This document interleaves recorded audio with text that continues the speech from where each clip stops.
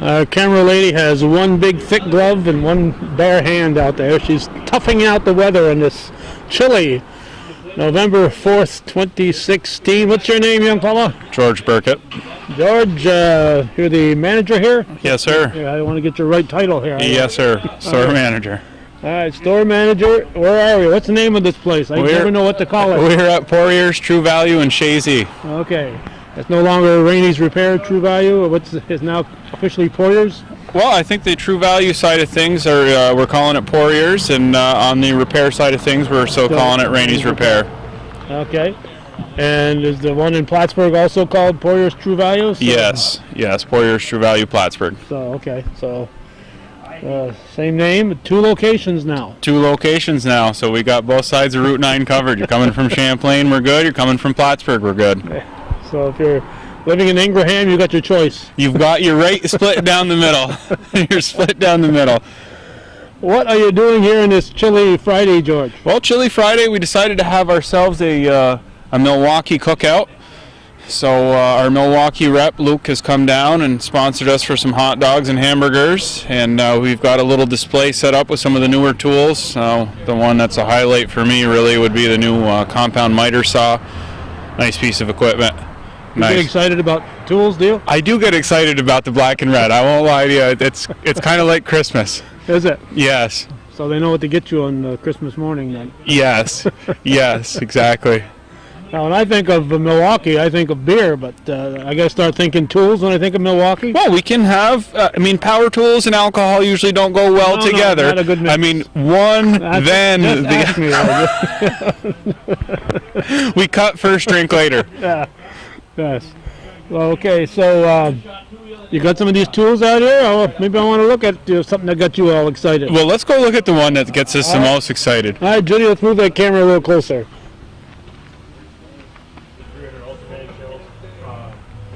And just like that, through the magic of television, we have relocated instantly, just like that. Amazing. Whose idea was it to have it today on this November 4th? This November 4th? Soccer weather. Well, we can thank Mr. Luke for that one over there. He's the guy from Milwaukee? I did actually see a couple snow flurries, I believe, about an hour ago. When he pulled in the driveway, the clouds split and the sun shone. Oh. For a bare moment. For a moment. Now we're back. So what is this contraption here? So this contraption is the one that I'm most excited about right now. It's the brand new battery-powered 10-inch compound miter that Milwaukee makes. Battery-powered, what does that mean? So, the chop saw is the most common one for house building and whatnot. So usually you're corded, and this one is pretty sweet. It's cordless. Okay. So if you're on a job site and you don't have your electricity all set to go just yet, you don't have to worry about it How anymore. about if you're near electricity and you want to make sure that battery stays charged here and doesn't run out on you? You hope that you did not forget your charger. Okay. So you got to, when the battery dies, you've got to recharge it. Yes, sir. Yes, sir. So this doesn't come with the plug-in electricity then? It's only battery. You do not have the option. This is mainly for the carpenter and you. Yeah. So you're not actually going to be using this so much near electricity. Mainly you'll be using this when you're out somewhere probably.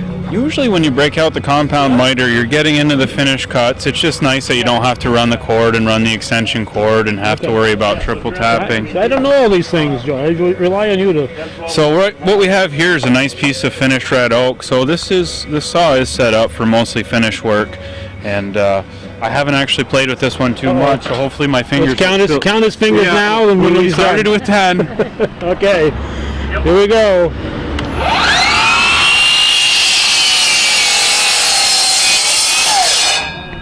All right. So we got a nice clean cut. Nice clean cut there. I don't know if Judy can zoom in on that. Nice and smooth, and just to take a couple little things off the end there, but where it started, the end you came in on is really smooth. Perhaps a little slower on the action, might have had a nicer cut on it. Well, but you're in a hurry. You got a lot to do. Exactly. We've got a whole house to trim out. We better get going. We got a lot of windows in case. So this is, it really is a nice saw, and one of the features that Luke was bringing to my attention earlier is that many times if you want to build some cabinets, you'd have a dado blade set up on your a dado blade setup, and it's Don't assume I know what you're talking about. So a dado blade is basically 2 or 3 blades, and you'd set them up on your table saw. And if you're going to make some cabinetry, to put a nice groove, so when you have your uprights, you can set the shelf in that groove, and the dado blade is what would allow you to have that groove. And one of the features that Luke was showing me is that it has a blade stop that's adjustable. And you can adjust the blade stop so that it stops you short and you can make a few passes, and that way you can not have to have both the table saw and the chop saw set up at the same time. It's a time saver is what it really is. One of the other options I thought was really nice about this one was the fact that it has a lot of compound miter saws have a laser beam that would shine down where you've already put your lines, so you know how to line yourself up. Right. This one doesn't come with a laser. What it comes with is actually a light. And if you can see, there's a shadow being cast right on there, and that is exactly where the blade's going to cut. Sometimes with the laser, if you want to be super precise, you got to know what side of the laser beam to cut on. This shadow is actually cast right where the blade is going to be. So whether it's a Milwaukee blade, whether it's a Diablo blade, whoever's blade you're using, that shadow that's cast there will be exactly where you're going to cut. So usually when you're going to do trim work, it is precision work. It's not the bull work. So you want to be as close to the mark as possible, and that's one of the nice features about it. One of the things that stands out to me the first time I touched it was the bearings on this. The ball bearing, the action is very smooth, very clean. And it's a cool day today, so it's sometimes the ball bearing would seize up a little bit. I agree with you. Yeah, so it's not below zero here or anything like that, but it's still a little on the cool side. So a couple of the other features that he's got, I'll grab one. Sure, go grab one here. We're talking to George Burkett, the manager here at Poirier's True Value. Poirier's True Value here. I don't know where I am. I know I'm in Chazy. You're on Route 9. Yeah. We're next to the soccer field. So soccer field. Okay. Now we've got our bearings. Okay. Yeah. Now I know where I am. Exactly. So this is another one of the new ones that Milwaukee has out. They call it the Searchlight. So it's on the same platform. It's the 18-volt batteries. These batteries are interchangeable. The battery that works on this also works on the saw, and vice versa. Okay. How long does it take to fully charge one of these batteries? Fully charge one of these batteries from full dead to full charge, you're probably looking at about a half hour, depending on what model. As you might notice, this one's a 4 amp hour battery. This is their brand new 9 amp hour battery. So this battery actually has over 2 times the run time that this has. They're both 18 volt. Just how many amp hours is what that 90 number stands for. So that's you figure you get how many. Obviously, when you're sawing, you're not constantly. The saw is off a lot. So how long would you be able to work? The box actually says it inside. I believe it said it was over 400 cuts on one charge. So that's quite a bit. Yeah. That's quite a bit. And if you've planned correctly, you should come to the job site with one fully charged ready to go, and the other one you sit on the charger. So as soon as the one that was charged is done, you just swap out. You should be able to keep going all day. So this one is their new Searchlight is what they're calling it. And so back in the day we used to talk about candle watt power was the way we would measure. Now we're talking lumens. And I believe this one said, I should have looked up the stats before I grabbed it, but the one stat that I do remember off the top of my head is that this one, the beam will shine 700 yards. That's a long ways. 700 yards. That's 7 football fields. Exactly. So I mean, you can see what you're doing. It's kind of nice. They have a screw hook here, so you can put a screw into the wall, set it up, and light your workspace. It does have a few different modes, as you'll notice. They're all LEDs. This is the main spot beam. These are the flood beams around the outside, and so it has a few modes. They have we're not going to be able to see anything. Oh yeah, we might. So I don't want to shine in our eyes because we won't be able to see after. It actually has a warning label right on the light. Do not shine. It will burn your retina. So here we're in spot mode. Here we're in flood mode, so this is what we would use when we hook it up on the wall. Trust me, it's bright. And you actually have a few different floods, and you can do flood and spot all at one time. So it's a pretty versatile light. You excited about that too? I am actually very excited about that one. I feel like I'm talking to Tim the Tool Man here. I should have. I wore plaid, so I'm kind of like Al. I miss so we'll get a fence. We'll get a fence for you, and we'll have these conversations just over the fence. This isn't the Binford 5000. This is the Milwaukee. Some of the other stuff that he's got. Okay, we're gonna get your Christmas shopping list out, folks. So he's going through the whole stuff here. I know what that is. This one is the new drywall gun. Laser gun. I saw that on Star Wars. Is that it? This is not the Star Wars version, although I'm sure Luke Skywalker would be happy to drywall his house with this one. So the drywall gun, basically the difference between your normal screw gun and a drywall gun is that it has this limiter, for lack of a better word, so that when you drive your screw into the drywall, you don't overdrive it. Okay. And so this is a new one, cordless. That's the way everything's going today, is cordless. Well, you haven't got a cord to trip over and exactly. And cut with the blade, and I imagine once in a while somebody cuts a finger off with one of those. Cuts a finger. Well, cuts an electric cord. Who knows? Yeah, that's happened a few times. We do have the new plug ends. If you do happen to do that on your job site, we have plenty of plug ends here. High vis. And so the blade guard is very important. Very important. Always have the blade guards on. Oh, yeah, definitely. Yes. All right. I'm kind of guilty of that myself. My table saw does not have the blade guard at home. Does not? The table saw probably is your most dangerous one of the gang. Yes, it is. And so the screw gun is a new one. I don't know if we're able to zoom in. They also have a finish gun. So they've gone with too big to carry over here? Or? It is not. No, he's gonna. Don't go away, folks. We don't want Judy to zoom too much here. This is a finish gun. So this is our most common used. It'd be the 16 gauge angled, and he has a straight one. And there's more. So difference being, this is the straight, this is the angled. More commonly you'd see the angled because when you're done cutting... These aren't nail guns, these are screw guns? No, these are nail guns. Oh, again, okay, I thought you said screw gun, I'm sorry. And so when we're done cutting with our brand new miter saw, our trim work, we're going to go set the trim work up with this one. And maybe we'll steal a battery here. And again, being all interchangeable is kind of nice. Yeah, you haven't got to have a battery for every one, you just...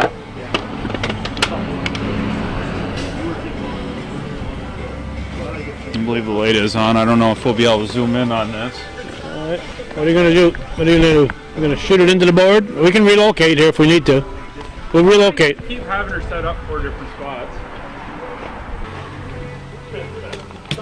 Just before we got here, George was doing his laundry, so that's why we're here. What are you doing now? So right now we're playing with the new finish gun. Finish gun. This will sink 2.5-inch 16 gauge finish nails into hard oak, so it's got enough power to do what you want. And as you can tell, we've been playing with it today quite a bit. And the beauty about this is that the standard finish gun in the industry used to be both battery and gas at the same time. So battery would activate and the gas is what would drive the nail. This is completely battery powered. There's no gas needed, so it's a cost savings measure.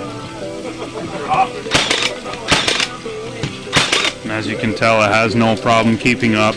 Okay, how do you keep it from shooting right through the board into the room next door? You just tell the guy in the room next door to look out.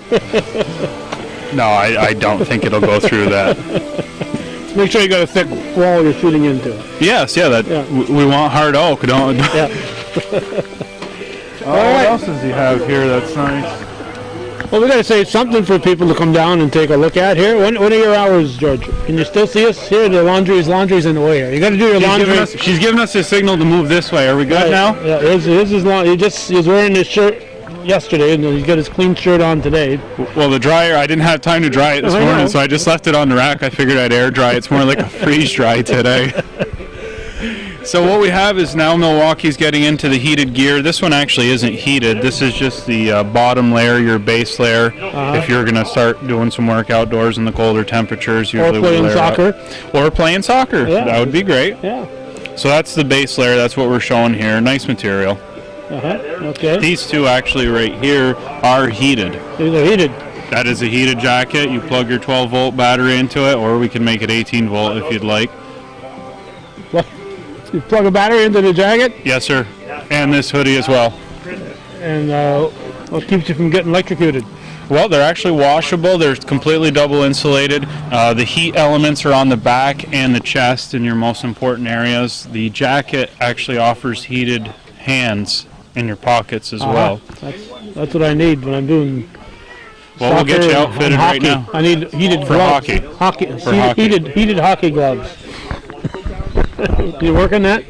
I can work on that. Okay, check I with can your work on that. They Milwaukee. actually have a hand warmer. That'd be perfect for you. It's a little pouch that goes across the front, so when you're not actually having the mic or the camera in your hand between whistles, you can just stuff your hands in there for a second, warm them back up. Well, sometimes they're out there for. Your hands are always full, is what you're telling out me. there a long time, yes. So I need them, something that comes up the sleeve and heats my fingers as I'm working. Okay, we're working that, okay? I'll speak to Luke right right. now about Okay. that. We'll All put right. an order in. I'm not sure it'll be here on time for this hockey season, maybe next season. Next year. Just remember where the idea came from. It's like Shark Tank. So speaking of which, how are the Cougars looking? The Cougars are looking for the next sport season, but Bobcat girls are still playing, the Beekmantown girls are still playing, and the Chazy boys and girls are still playing. Excellent.